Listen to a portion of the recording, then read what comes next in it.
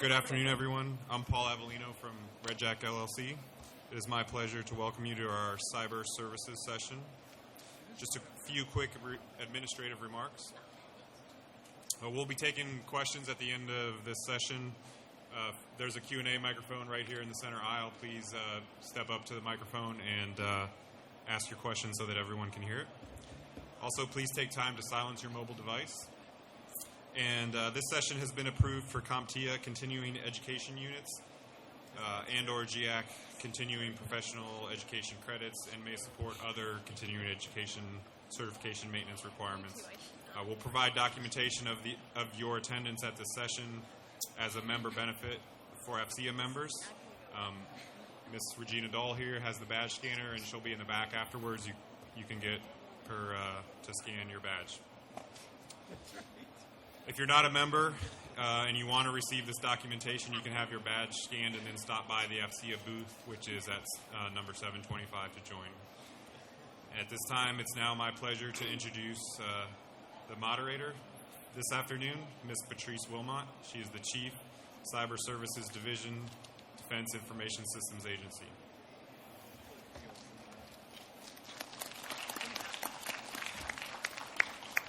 Good afternoon. I'd like to thank you all for joining us today. And I think you've heard over the last few days a lot about the cyber war that we're all involved in. DISA, of course, has a responsibility for continuously monitoring and protecting and defending our environments. So what we're going to do this afternoon is kind of give you a little bit of an overview of what we do at the agency. I do want to make one caveat up front that because this is an unclassified environment, this will be kept at a pretty high level because we don't want to get into any classification. But I want to introduce our panel members. First, we have Jeff Buss. Jeff is the commanding officer for the DISA Command Center. So he's in charge of all the command and control for the way we conduct ourselves in the cyber area.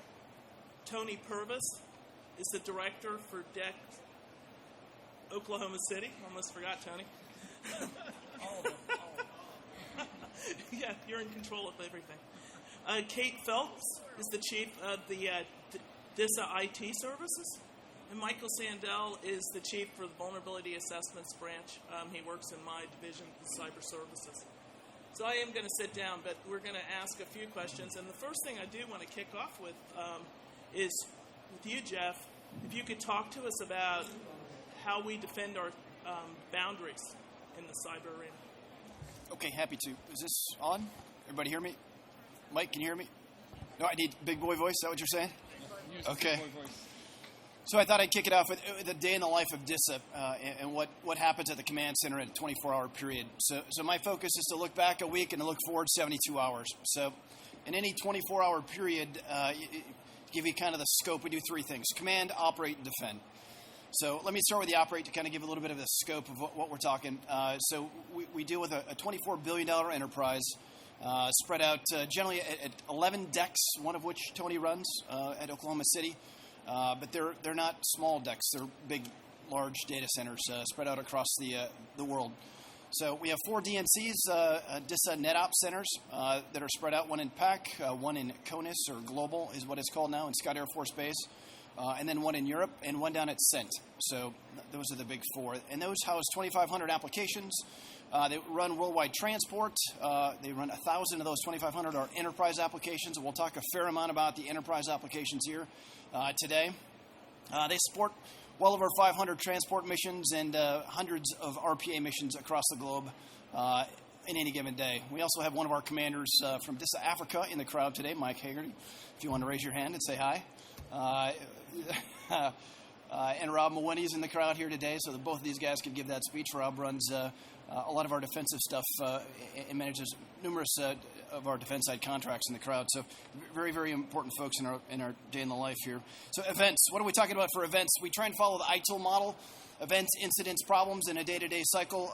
Events, we're looking at roughly 10 million alarms coming across, which is one of the things I'm going to talk about. Where industry can help us is to streamline some of those alarms and alerts that are coming in by using some enterprise engineering, if you will, to design these things to feed us what we need to know versus just raw alarms, which is some of the systems are better than others, but we have lots of them, as you can imagine. So we roughly have 2,400 trouble calls that come in. Those trouble calls range from, my PC doesn't work to, hey, AFRICOM is down in Djibouti on all their trunks. So we try to filter those very quickly to get them up to the DISA Command Center, and then we synchronize the efforts across the agency to remediate said issues on a day-to-day basis. Under the command and control piece, DISA's over 10,000 folks, manages an $11 billion budget. Most folks know that. We're in 18 states and 8 different countries. Run over 50 exercises. We're supporting over 30 operations in any 24-hour period. So a lot of stuff happening. We do the orders process for the agency and try and synchronize the efforts via command and control structure based on orders. The defense side, which is a lot of folks are here in the defense cybersecurity realm. So we run the forward edge of the battle area for the DoD. So it is the boundary defense, if you will. So 2.9 million users behind that boundary. We have about 102 CNDSP customers, or CDSP is what it's called now. Folks that pay us to defend their stuff that is hosted inside of DISA. And we have roughly 300 terabytes of data that comes across any 24-hour period, our sensors. So a lot of data coming across.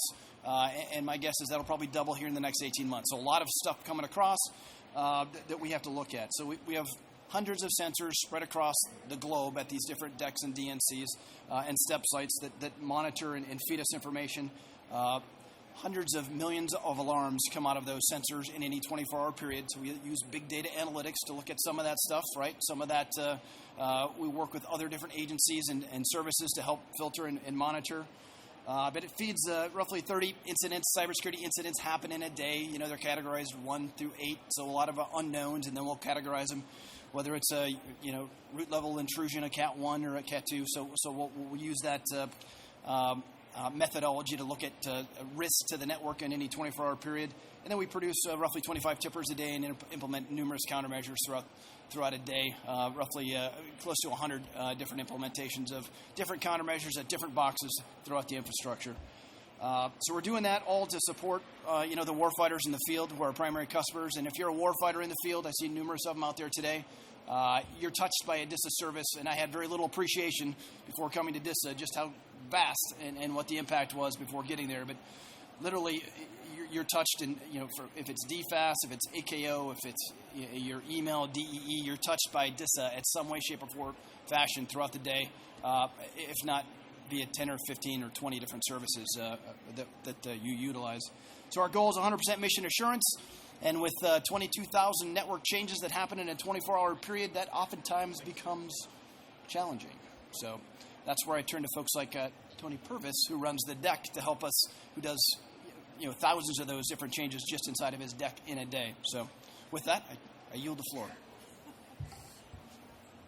So Tony, I'm going to go a little off script since Jeff kind of introduced this, but how do you go about prioritizing all of those different threats and exploits that are going on from a deck perspective? So from a vulnerability standpoint, there's many categories of vulnerabilities that we deal with. The critical ones being the ones that we focus on the most. So first, we categorize those vulnerabilities, and then not only do we do this from a deck perspective and the people that work for us in DISA, it's our mission partners. It's very much a hand-in-hand relationship, because it's not just on us to patch systems at will. It's really working back through the mission partners and the program offices and working with them on testing those changes, implementing those changes. So from a prioritization standpoint, we look at the exposure of that vulnerability, we analyze it, and based on that exposure, we work back through the mission partner to try to schedule those as quickly as possible, those being the critical vulnerabilities that we're talking about. Then from a standpoint of the mission partner, scheduling, implementing those, Patrice, it's really, we try to do everything within a 30-day window, but as you know, zero-day vulnerabilities come out, other things come out. It's always it's a moving target on a daily basis as we look at our security posture. And Kate, I think you see a lot of that too, from a balancing mission and keeping the DISAnet safe. Yeah, so much in the same way Tony just explained, I have a much smaller network that's under my area of responsibility, but the same level of of work that goes into mitigating the issues that come up and prioritizing that workload. We have a global network, 50 field sites that we support DISA-wide, and the applications and tools that they use at the DEC and in the DCC reside on the network that I manage. So being able to prioritize that workload, implement changes that we need to implement in a very short order without impacting that mission is always a priority for us. So much the same level, just kind of at a different perspective overall. And Mike, I would say with the tools that we have out there, I mean, that's really how we take action. So can you talk more to that? Certainly. In looking at the different vulnerabilities that are out there and prioritizing them, it's really important for a system owner to understand the risk posture of their system. And so utilizing endpoint security products like HBSS, scanning tools like ACAS, we're able to prioritize what the biggest threats are, looking at both how prevalent the vulnerability is and how many layers of defense there are and how many may have holes in them. So it's important to look at all of the vulnerabilities together as sort of a package in an application and make sure the system owner understands what that risk is and how it affects them, and really what the best thing for them to fix is to get the most bang for the buck. And Kate, can you say a little more to how you go about testing as we're addressing new vulnerabilities and trying to apply patches? Sure. So as much as possible, we try to follow that 30-day, and have the opportunity to test as much as possible. When we get into the 0-day vulnerabilities that we get, sometimes that's lessened, and there are occasions where we have to deploy something with little to no testing, and deal with the effects of pushing out those fixes. In many cases, I'm a consumer of the fixes from HBSS and other tools that are pushed to us. So we also deal with what's the impact of those remediation actions that come to us as a consumer. I'm going to give you one, Jeff. Okay. What you got? So where are you seeing success, and how do you think industry might be able to help us? So success. So I think, you just heard Terry Halverson speak, and one of his big pushes has been enterprise services. So I think if you look at DEE, and if you look at the anatomy of a spear phishing attack, right? Spear phishing attack is going to come in, and you're going to pick it up at the EEMSG, is one of our enterprise email master service gateways. And it's going to flow through the system. And I think one of the big successes we've seen is the ability to remediate that very quickly. Using DEE as a platform, an enterprise service, right, that reaches 1.9 million users to get in and wipe those emails, which is what Tony Purvis's crew does very, very quickly. So the synergy between the team of the EEMSG and the sensor team to be able to feed that over to the guys that can actually take and remediate has gone from days to hours. So I would say that's a huge success for DISA and for the enterprise. You want to say anything to that, Tony? That you've seen? Yeah, like Jeff mentioned, it's really that identification of those either phishing attempts, a spillage, and what used to take our mission partners many days to clean. It's really that flash to bang of someone identifying an action, an issue. Now it's within hours and really, 15 minutes of going in, cleaning the environment, ensuring that there's no additional spillage, no additional propagation of that classified data. So we've really, I think, mastered over the past 6 years of running enterprise email, the processes of how to really fix those things very quickly. Yes. And Michael, do you want to talk to maybe how we handle planned versus unplanned? Planned versus unplanned events. So planned is obviously so much easier with the vulnerabilities. So there's a lot of things that are known out there, and utilizing the tools that we have with HBSS and ACAS, we're able to scan for known threats.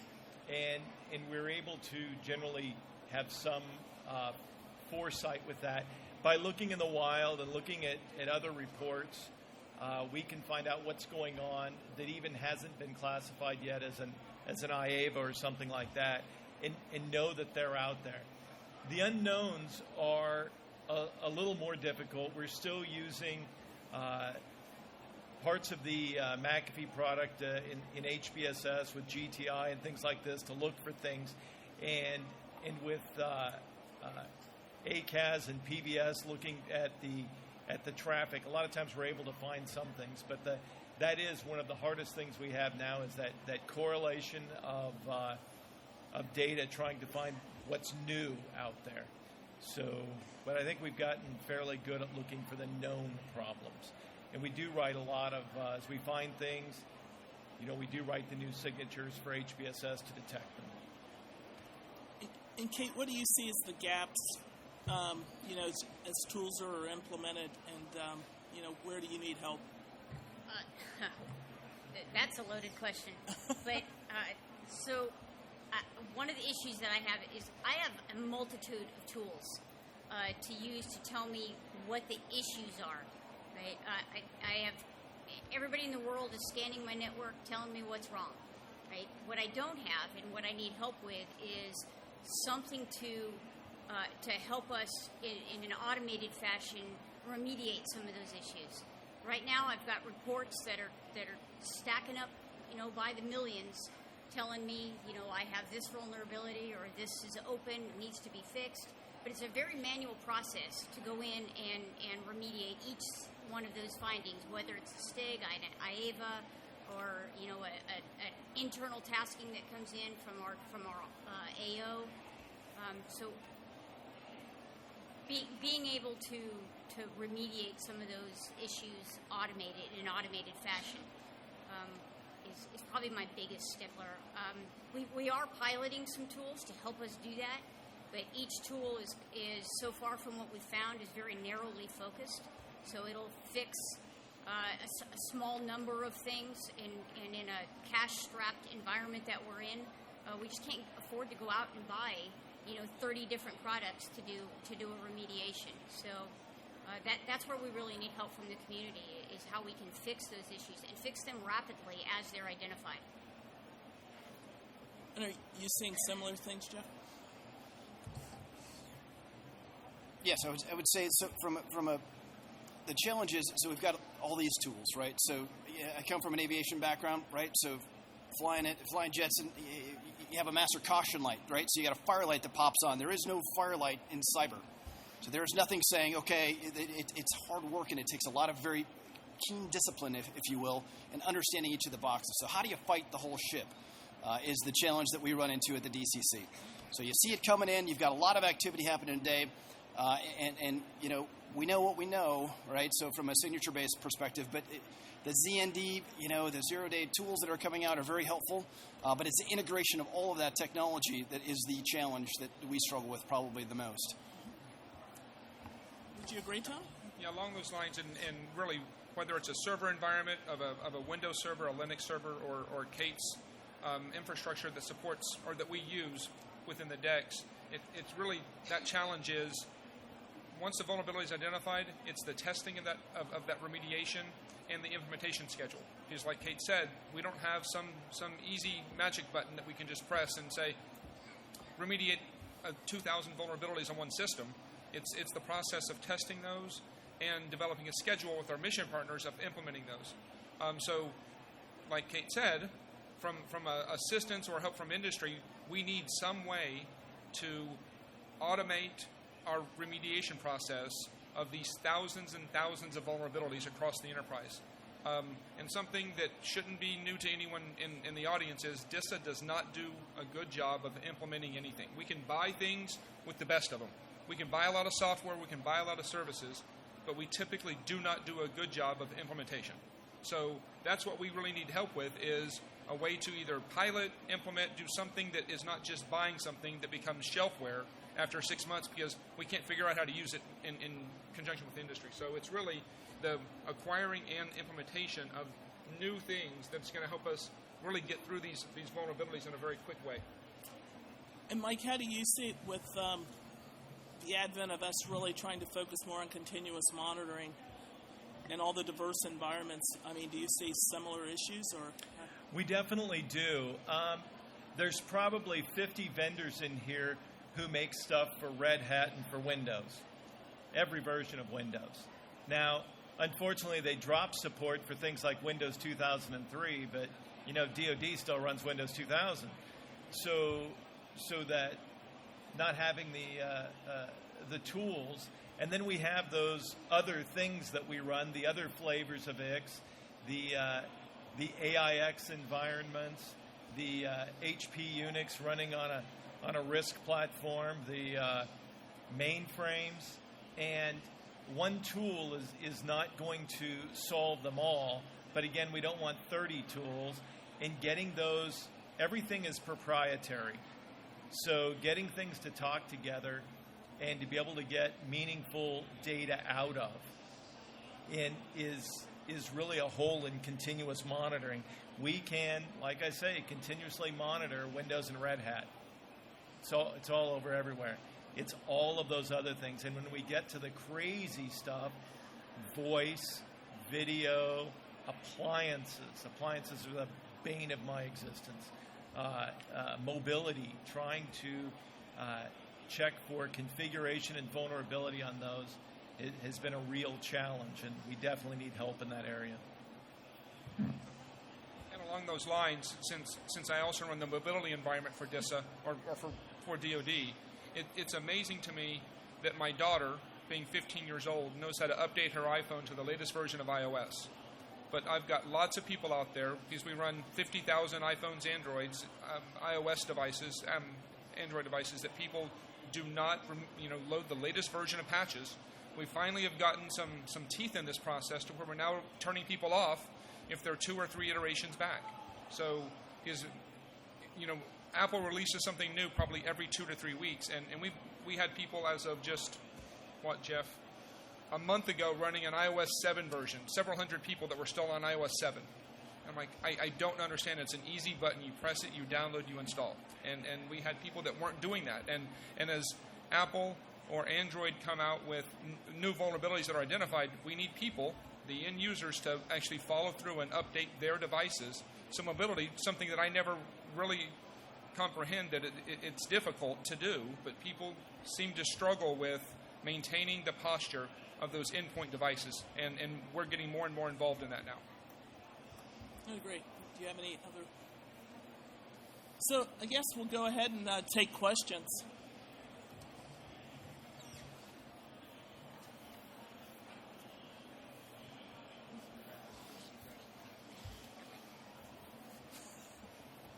I was getting worried. Hi, thank you. My name is Harry Wingo. I'm with Advanced Systems Development, and I just had a question on the automated side. It's very interesting. You're probably following what DARPA is doing as far as trying to automate, and it seems like it might be able to tie things together. And I think it's really interesting that DEF CON 24 on August 4th, apparently it'll be the first time that you have one machine cluster go against another machine cluster in a capture the flag. And they've been down selected to 5 or 6. I know that there's some folks around here that are part of that.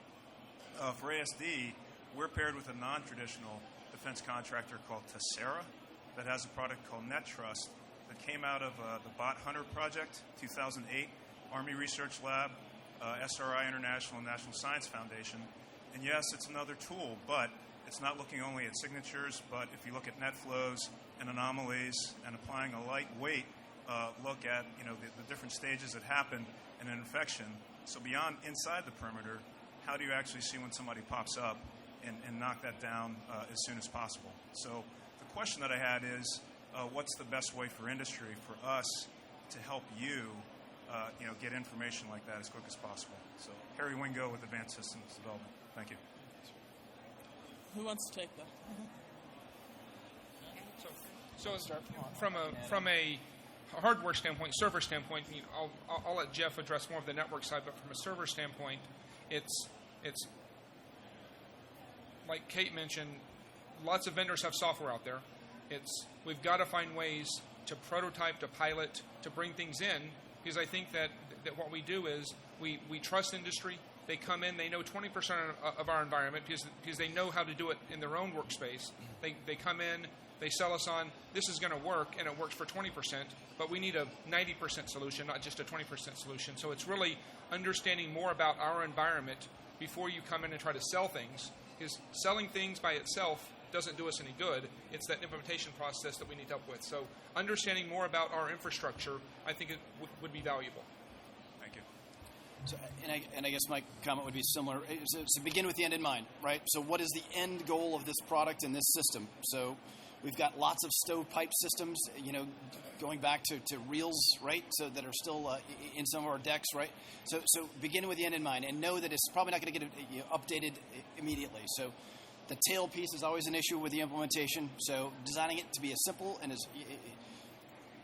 to work with a system that's already in existence, perhaps like a Microsoft or some version of system that we're already using. So instead of developing something new that we're going to have a tail for that doesn't integrate with anything else, so which is a traditional problem that we have trying to fight this network. Right. Thank you. Yep. No, thank you for I'd the like question. to just add quickly to that, and because he brings up a really good point, is sometimes it's not that we are lacking in tools, right? We have a lot of tools, that we have come in, we've implemented, we've done that quick stand-up, declared a quick win, but we've never fully taken advantage of all of the capabilities within that tool. In some cases, we're trying to fix a specific problem, so we focus in on the capabilities for that specific problem. But there's a lot of tools out there that have a lot more capability. We're just not taking advantage of them. And in some cases, we don't know that those capabilities are there. So having that consultation and the evaluation of your current tools to not sell you another tool, but to tell you, hey, did you know that this was part of this suite that you already own, and how you can take better advantage of those things. Right. Couldn't agree more. For example, advanced system development is at joint staff. And Tanium, a lot of people hear about that. Right. We're actually, one of the folks leaning forward, applying that. So thank you for what you're doing. Look forward to helping if we can. Thanks. Exactly. Thank you. It's just a general question. Hi, my name is Josie Umar, Apex Engineered Solutions.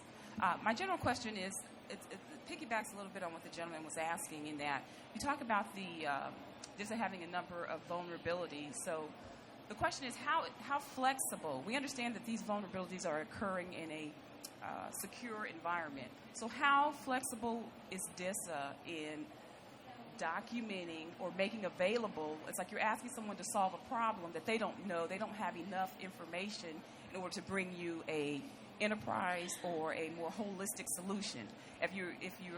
How flexible basically is DISA in providing that information to industry, so the industry can come to you and not just sell you one solution or one tool that only fixes 20% of the vulnerabilities, if they truly can augment in their own environment a solution that can fix 80%. If they don't know what 80% of the issues are, somewhere there's got to be a compromise that you give them enough information that they truly can configure a solution, for your problem. So how flexible is DISA in that? To that end. Since I know Josie, I'm very inflexible. Okay, Josie. No. So I think you bring up a good point, because when we talk to industry, it's great to come to these events and have an open dialogue. But as soon as you start talking RFIs and RFPs and proposals, acquisition rules sort of get in the way of being totally flexible with disseminating information, because we have to make sure that everything's fair. So contracting rules sort of limit how flexible we are and how much information we can give once we go into that acquisition process. So good point. I mean, I would love to tell everyone in here that we have this many servers, here's the configuration, here's the OS version, here's what we're running, to help you, or to give you guys the information to come back and tell me how we need to fix this problem. But there's acquisition rules associated with how much we can give out at what times. Okay, but to that end, you may have vendors that have already sold you products that or are supporting you, and what it would take would be some sort of tweaking of an existing product, but they may not have, and Kate, I'm sorry, I'm unfamiliar with your particular area. When you talked about some of your particular issues, I don't know what that dynamic looks like in you being able to communicate. So we're not even talking about publishing tomorrow or 90 days, a full-blown RFP, or looking for that kind of information. But there's got to be a way for me to tell the doctor, hey, I'm aching in this. I just can't say my leg hurts. I've got to give him more specific information in order that he can truly diagnose the problem in a way. If he's already my doctor and he's servicing me in some capacity, I've got to be able to tell. I can't just wink at him or nod. I've got to give him more specific. So I'm asking, how do you, where is there that compromise that DISA can provide more specificity about what's taking place in your body, so that the people that are servicing you can truly diagnose your issues. So, okay, now I'm really confused. But I think in many cases we can. There's a mix of situations. In some cases I can reach out because I have that vendor. I have easy access to that vendor, and I have them already on contract. A lot of the tools that we implement, we do a one-time buy. We have somebody come in, set it up, do 2 or 3 days of training, and then they're out the door. Right, there is no follow-on kind of contract. So being able to pull in the industry experts that aren't necessarily the vendors of that product, but can consult and know that product well and teach us better practices for those products, whether that be the vendor of the product or someone that's very familiar with it, but it's really just going out and getting another contract to do that work. It's not inherent to the agency right now. And Josie, I'm not sure how familiar you are with our capacity services contracts, but we've really broken the code over the past 15 years on having capacity acquired, that we acquire that capacity from industry, whether it be a server, whether it be a comm device, whether it be a storage device. We also have several software as a service contracts that we have. Our ITSM Remedy environment is a software as a service. So I think you're right. We have a lot of continuing contracts with vendors, and I think it's incumbent upon that vendor to do a health check quarterly with the government to say, hey, this contract's set up, you've got this tool on the contract, it's already available to you, but it's that dialogue on a regular basis, so we can talk with industry on those ongoing contracts and explain to them, here's what we're conquering today, here's our problem today, and industry, like you said, hey, like I just had a briefing with HP, one of our capacity services vendors, and they said, on your server contract, you've already got these tools on there. You can just add one more tool to this environment and automate it and do a lot of automated remediation. Like, I didn't know that. So they knew that we had the problem of this remediation. So I think it's that ongoing dialogue with our partners today, whether it be a capacity contract, a labor contract, but it's those health checks that the vendors need to come in and check with us. Because coming to Oklahoma City, I'll tell everyone, here's my problems. Here's what keeps me up at night. And it's through that ongoing dialogue, not just trying to sell something, but really trying to help. So, Josie, I guess I would add one thing. So I just finished P.W. Singer and Mr. Friedman's book on cybersecurity. And as I read through that, it struck me that DISA has the same problem everybody else has, right? So my two biggest concerns and what keeps me up at night are network hygiene and spear phishing, right? So those are the two big things that kick our butt continuously.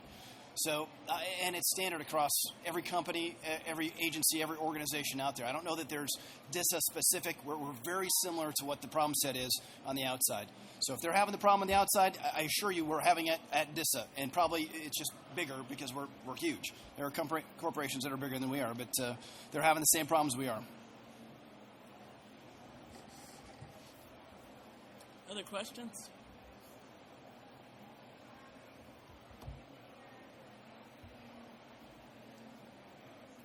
Oh, that was way too easy. Yes. All right.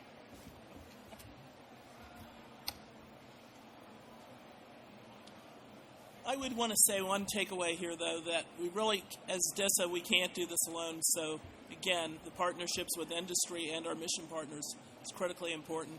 And I completely agree with what Tony said.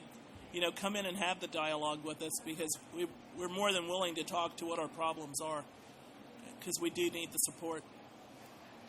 So this is supposed to last an hour. We can't scan your badges, so we'll just have to sit and stare at each other for another 30 minutes. Unless someone's got some more questions. Oh, good. The plant. Bad scanned. Don't scan You're in his. trouble now. No, I don't really have a question, but I was just wondering if you could talk to where I think industry can help us, is that we do have a lot of shiny objects. We get brought shiny objects every hour, on the hour, but we've got analysts that are sitting out there looking at a minimum 23 different boxes to try to figure out what else is going on in the networks. I think industry can really help us with consolidating that view down to some consolidated. I know one is never going to work, but it's got to be less than 23 that I've got an analyst logging in, logging out of those capabilities. But can you talk to some of those issues and concerns that we have with that monitoring capability out there? Well, Rob, this is your space. You may want to. You could probably talk to him better. Well, I mean, I'm sure. So I'm sure Kate's got the same problem on her side with the DISANet that we're seeing. I mean, we see it from the global perspective of looking at everything coming through the DOD, and that's where we see the 23 different boxes. But as it peels down inside the decks on DISANet, even on Mike's side when he's doing HBSS and ACAS, I'm sure they've got the same, probably more compounded than we've got. I'm sure 23 is probably seeming like a really small number.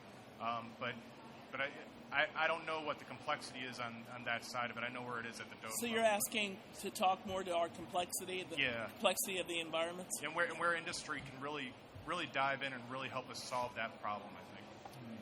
So with HBSS as a classic example, it's not the 7 EPO servers that are, generally available right from a desktop. It's the cryptographically separated ones, having to get the data off of those, and there is no easy way. There is no easy button to get events off of there, and we're doing the same thing as you're talking about. We have to log into each one of those 7 servers to get data off of them. And ACAS is pretty much the same way. We have 14 security centers right now that aren't, not including the cryptographically separate ones. I think if you, last count, I think we had 90 total security centers in DISA. So Mike, can you talk about CMRS? We said how CMRS was supposed to fix that. That's what you get. I asked questions, right? So what? We need to keep this going. No. So what do you want to say about CMRS, Tom? I mean, CMRS was supposed to fix that correlation of ACAS, HBSS, and roll things. That's true. That's true. CMRS. We do feed all of our data from ACAS and HBSS into CMRS. It does have some scaling challenges right now. In a current test that we finished this morning, it took 15 days from publishing to CMRS to reflect in CMRS because of a backlog of data. But eventually that could be a center point for knowing those vulnerabilities and configurations, but it is not there yet. And I would ask, is everyone even familiar with what we mean when we say CMRS, continuous monitoring, risk scoring? Yeah, it's basically an event correlation or a roll-up of all of our HBSS ACAS data to give us a grade by program or by site to say, this is how you're doing with this vulnerability or with this program. So, but like Mike said, from a pure number, we've got 15,000 servers. Each server has thousands and thousands of remediated vulnerabilities that are just, every day, Microsoft Tuesday, my system admins hate. When Microsoft chooses to release, Tuesday, every other Tuesday, one Tuesday a month, it's like that next brief that I get on security, the numbers just go up by 3 or 4-fold. They're like, yep, just be ready. The numbers are not going to look good right now. So it's the pure number, and is it a scaling issue?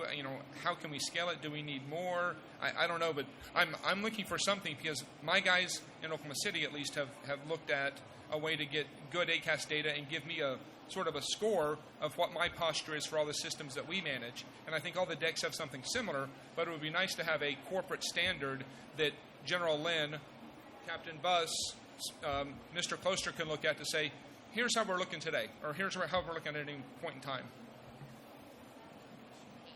And that's a thank you. That's a space that we've talked to a few vendors about, Longview, Secure Innovations, smaller vendors that have worked in this space and are able to get data out of Security Center using APIs and consolidate that. And that's really a place that we can use help is that that area of getting the data, consolidating it, and really doing what CMRS will do one day. Well, providing a view of really what our security posture is. Right. That's what we're really talking about. So I would steal a quote from Amber Rogers. He talks about cyber is in comparison with aviation. So in the 1930s of the aviation, we know it's going to be important, right? We knew in the 30s aviation was going to be very important, but we didn't know how important. We didn't know how it was going to flow out, how it was going to define itself. And I feel very much that way when I go to work at trying to defend this portion of the DoDN. So we know it's going to be important. We know it is important, right? So, but trying to define it and trying to maintain, the key is situational awareness, right? So that I can provide that to the director, so that he can, make decisions on how he's going to fight the different portions of the network is very, very challenging, right? So we have all kinds of different data points. We have all kinds of different dashboards. We have e-health and ACA and all these different tools that can show us live feeds, but bring it all together. There is no tool that brings that all together except for guys like the DCC and the staff and Tony's staff that brings their pieces together and feeds it up, right? So trying to fight the air wing is when it's so dispersed and so immature is very challenging. And I would say some of it goes back, if I could, another aviation analogy is before I'm getting launched off the end of a ship, I know that I need, a couple good tires. I know that I need wings, and I know both my engines have to work, right? So there's a go, no-go criteria. I have a minimum that I need to go fly. That hasn't been defined yet, right? So what is the minimum we need to successfully defend our network? Do we need to just keep dumping, box after box after box onto our network? And when is good enough, right? Can we sample 1% of the 800 million alerts that I get in a day, and is that good enough, or is it not good enough? And who's going to tell us that? So what does industry do? What's the industry standard comparison for that particular box? Those are things I struggle with.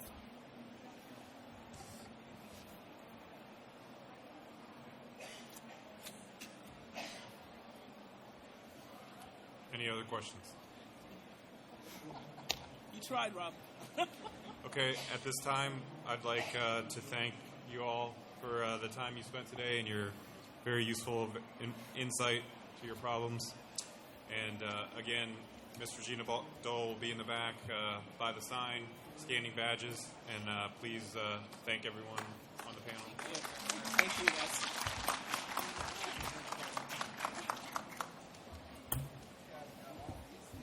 We did.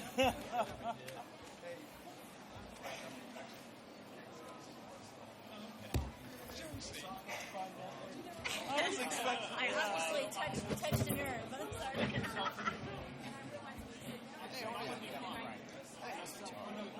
No. You're going back and forth on doctor. No, you're good. You're good.